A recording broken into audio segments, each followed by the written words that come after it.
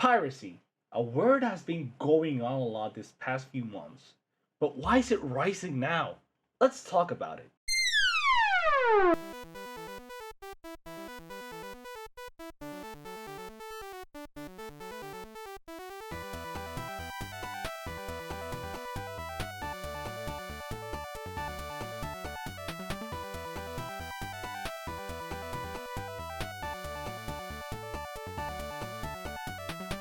Hello guys, welcome back to Indie Monday. My name is Sky Sama. Today we're going to be talking about the rise of piracy. But why the rise of piracy? Well, this past few months, maybe even weeks perhaps, we have been receiving now new applications on the iOS about GBA, PSP, and we even got DS emulators now on the iOS. It's pretty surprising. Here are the apps for those who doesn't know.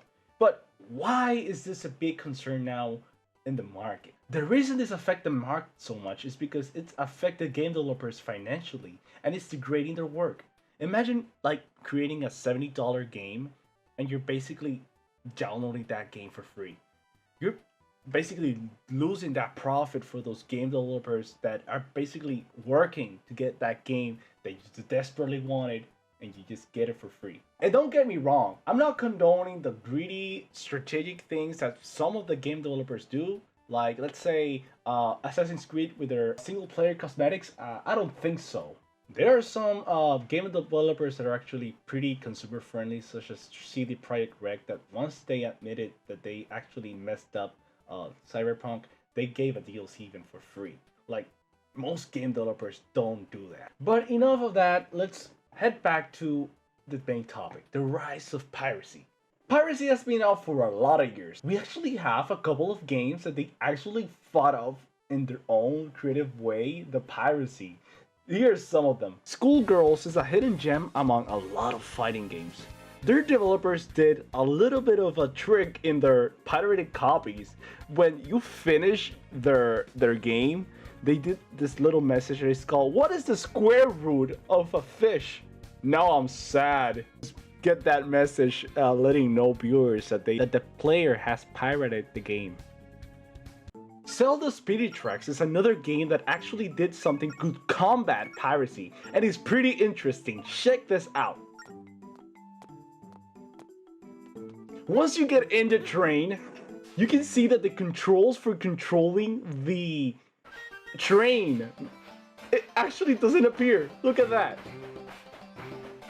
Right on the right side, there's supposed to be like a mechanic, as you can see here, that you can go faster, pause the train, or even go reverse, and you don't have anything, so you can't progress in the game. And it's very interesting how they actually managed to do this. He's giving you a tutorial on how to use the train, but there's no controls, and it's very interesting. You can't progress the game without any of this. Alright guys, so the last game is Witcher 2. I couldn't find actual footage, but I borrowed this one from Did You Know Gaming, so check this out. There was actually one method of anti-piracy included in the game itself, however, which is possibly even more disturbing than receiving a legal request for compensation. If the game detects that it has been illegally obtained, scenes which involved romantic relations with Geralt and any of his would-be lovers would be modified, taking away what should be scantily clad ladies for the boys and replacing them with Mariette Laredo, the rather creepy, deranged old lady. While she will, thankfully, remain fully clothed, it can result in some rather strange moments that would have, without a doubt, caused pirates to deeply ponder their actions in one way or another. So you can see how some games actually did some things without using DRM just yet. But now, why are people supporting so much the piracy? We can see that lately Ubisoft has stated that online purchasing is not actually yours, that you should be accustomed to not owning those games. We also see that Xbox has been delisting multiple games just like The Crew. And we also see how a lot of games now are turning only online for even solo gaming, such as Suicide Squad. Right now, people aren't buying so much online games because they understand that it's not theirs anymore. Now, with the causes of this, we can see how there are massive firing of employees all across a lot of game services such as Blizzard, Bungie. We can see that the passion has gone downhill quite rapidly. Gaming has turned, instead of an entertainment, it has turned into a marketing. In terms of pirating, ton of YouTubers are actually supporting it. And you can see it for the last couple of weeks how everything has been so much accessible. On any device you can actually emulate games. But obviously you know that when you emulate games, you're actually also pirating the games. I know that this not always the case because sometimes you can actually just port your disc, your cartridge, and you can actually emulate it in other consoles. But I'm talking about the vast majority. I'm not actually like talking like everyone actually uses emulating for illegal purposes, if you know what I mean. No matter how many consoles I mod, or how many times I play the first level of Super Mario World and then quit right after, will it ever be enough? Why can't I just be content with the hundreds of games I already have? Why aren't they enough? Why is it more fun for me to install the same games over and over again, but then never even play them? Why do I enjoy seeing this screen more than this screen? When did it become less about playing the games and more about obtaining them in the most convoluted ways?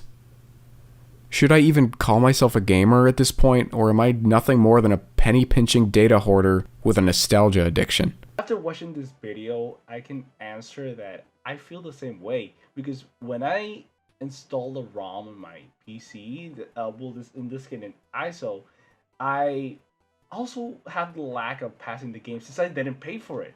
Since I don't pay for it, I don't accept that sacrifice that I made on purchasing the game. Example, I have not Ocarina, The Legend of Zelda Wind Waker, and I installed it on my PC obviously, and I can't manage to finish it because I didn't like pay for the port of the game.